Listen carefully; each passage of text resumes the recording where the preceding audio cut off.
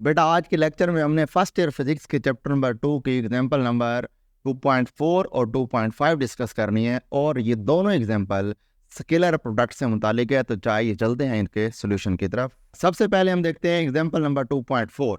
तो example number 2.4 में ये कहना चाह रहा है कि a force F which is equal to 2i plus 3j units has its point of application moved from the point A is equal to 1 3 to the point B is equal to 5 7 5 find the work done। यानी ये कुछ इस तरह का scenario है। For example ये हमारे पास x axis है और ये हमारे पास वाई एक्सिस है, और वो ये कहना चाह रहे हैं कि कोई पॉइंट है। मैं कहता हूँ कि लेट्स सपोज ये पॉइंट, क्योंकि दोनों पॉजिटिव है, इसका मतलब है फर्स्ट क्वाड्रेंट में लाई करेंगे। तो फर्स्ट क्वाड्रेंट में मैं फर्ज कर लेता हूँ कि ये पॉइंट A13 है जहां पर कोई भी ऑब्जेक्ट पड़ा हुआ है। ओके, यहाँ पर फोर्स लगाना शुरू करते हैं। जैसे ही फोर्स लगाते हैं, फोर्स की वैल्यू उसने बता दी कि 2i plus 3j फोर्स लगा रहे हैं। तो जैसे ही फोर्स लगाएंगे तो यहीं से फोर्स लगने पर बॉडी पॉइंट A से मूव करके कहाँ चली जाएगी, पॉइंट B तक, और उसकी जो नई पोजीशन होगी वो 5 7 होगी। तो सवाल ये करता है कि बताएं A से B तक लेके जाने में हमें वर्क डन कितना करना पड़ा है। तो सबसे पहले गिवन डाटा देख लेते हैं। गिवन डाटा हमारे पास है, अप्लाइड फोर्स की जो वैल्यू है वो 2i plus 3j है। उसके बाद ये जो हमारे पास पहला पॉइंट है जहाँ से हम ऑब्जेक्ट लेकर जा रहे हैं, तो हम इस चैप्टर में क्लियरली डिस्कस कर चुके हैं कि जब हम जिस पॉइंट से लेकर जा रहे हैं और जिस पॉइंट तक लेकर जा रहे हैं, दोनों को with respect to origin distance draw करना है, यानी दोनों का distance with respect to origin draw करना है। फिर उसके बाद हेड टू टेल रूल लगाकर जो दरमियानी डिस्टेंस है वो फाइंड करना है। क्लियर? क्योंकि वर्क डन है W is equal to FD, तो हमें D दरमियानी डिस्टेंस फाइंड करना है, ये वाला। तो ये दरमियानी डिस्टेंस तभी फाइंड होगा जब हम पहले का पोजीशन वेक्टर भी लेंगे और दूसरे पॉइंट का भी पोजीशन वेक्टर लेंगे। तो पहले हम पॉइंट A का पोजीशन वेक्टर निकालते हैं, तो वो मिलेगा position vector of point A is equal to RA which is equal to I plus 3j आ गया। सिमिलरली पॉइंट B करें तो RB is equal to 5i plus 7j आ जाएगा, ये पोजीशन वेक्टर। ओके, फाइंड क्या करना है, फाइंड करना है हमने वर्क डन, तो W फाइंड कर रहे हैं। उसके बाद सोल्यूशन देख रहे हैं जी। सोल्यूशन बड़ा सिंपल है, हमने वर्क डन फाइंड करना है और वर्क डन बराबर है W is equal to FD dot, इसमें डॉट या स्केलर प्रोडक्ट।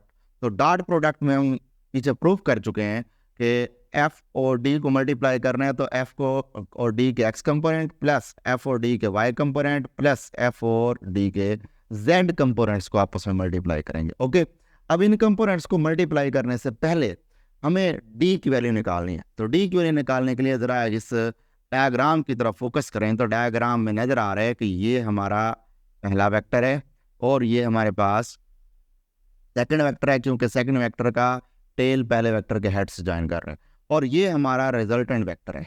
तो हेड टू टेल रूल ये कहता है कि according to head to tail rule resultant vector is equal to first vector है RA प्लस सेकंड वेक्टर है RB, बल्कि सेकंड वेक्टर है हमारे पास ये जिसे हम रिप्रेजेंट कर रहे हैं D से। तो यहाँ पर सेकंड वेक्टर D से रिप्रेजेंट कर दिया। जो रिजल्टेंट वेक्टर था जो कि R था वो हमने RB से रिप्रेजेंट किया। तो मैं लिख सकता हूँ कि RB which is equal to RA plus D आ गया। क्लियर?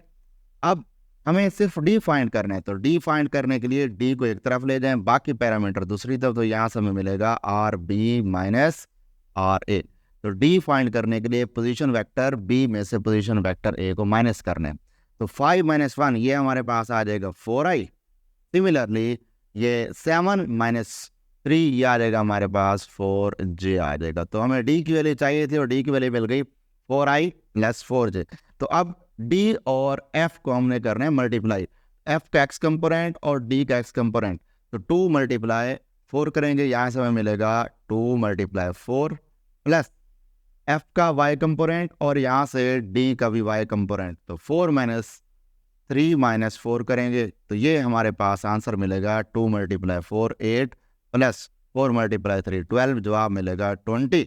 वर्क का यूनिट होता है जूल। तो हम ये कहेंगे कि अगर हम पॉइंट A से पॉइंट B तक 2i प्लस 3j फोर्स लगाएं और ये 4i plus 4j distance cover करे, डिस्प्लेसमेंट कवर करे, तो इस दौरान जो वर्क डन है ना वो 20 जूल वर्क डन होगा। क्लियर? तो एक एग्जांपल ये हो गई।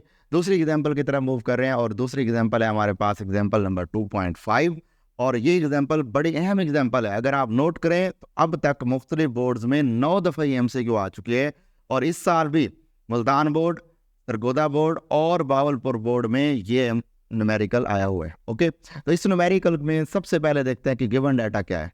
गिवन डाटा में वो कहते हैं कि find the projection of vector A, ये हमारे पास वेक्टर ए है, in the direction of vector B.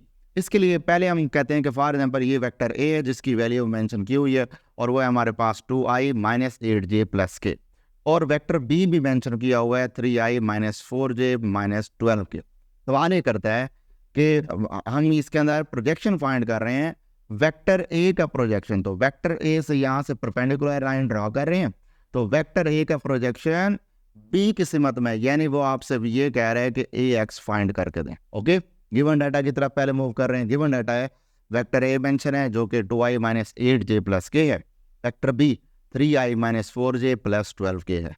Find क्या कर रहे हैं, ए का वो कंपोनेंट जो बी की सिमत में है, समझ आए।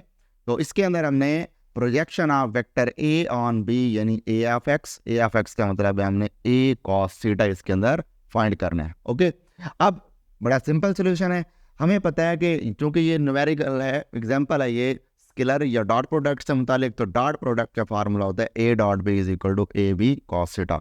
अब फाइंड करना है हमने ए ऑफ एक्स, या ए ऑफ एक्स का मतलब है ए कॉस थीटा, यानी हम इसके अंदर ये ए और ये कॉस थीटा एक तरफ रहने देंगे, बाकी जो बी मैग्नीट्यूड है दूसरी साइड शिफ्ट करेंगे।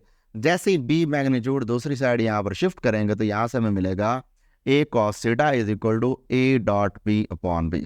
अब हमने चूंकि ए कॉस थीटा फाइंड करना है, तो A cos theta is equal to A और बी वेक्टर्स को आपस में मल्टीप्लाई करना है। कैसे मल्टीप्लाई करेंगे, ए और बी का एक्स कंपोनेंट, फिर ए और बी का वाई कंपोनेंट, और फिर ए और बी का जेड कंपोनेंट आपस में मल्टीप्लाई होंगे। पहले हम इनको मल्टीप्लाई करें 3 टू द 6, उसके बाद नेक्स्ट होगा हमारे पास माइनस माइनस प्लस 8 4 द 32 आ जाएगा। सिमिलरली ये हमारे पास है प्लस माइनस माइनस 12 1 द 12 आ जाएगा, तो ये आ जाएगा माइनस 12 अपॉन।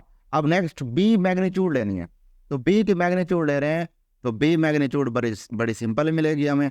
ये हमारे पास पहले 3 है, 3 का स्क्वायर ले लेंगे 9 आ जाएगा, प्लस साथ आगे यदि माइनस 4 का स्क्वायर लें प्लस का 16 आ जाएगा, प्लस माइनस 12 है इसका हम अगर वो ले लें स्क्वायर ले लें तो प्लस का 144 आ जाएगा। ओके, उसके बाद next A cos theta which is equal to, ये देखें तो ये अगर हम इनको सॉल्व करें तो ये हमें मिलेगा 32 प्लस 6 आ जाएगा, ये हमारे पास 38 मिलेगा, 38 माइनस 12 आ जाएगा, ये ऑलमोस्ट 26 बनता है अपॉन।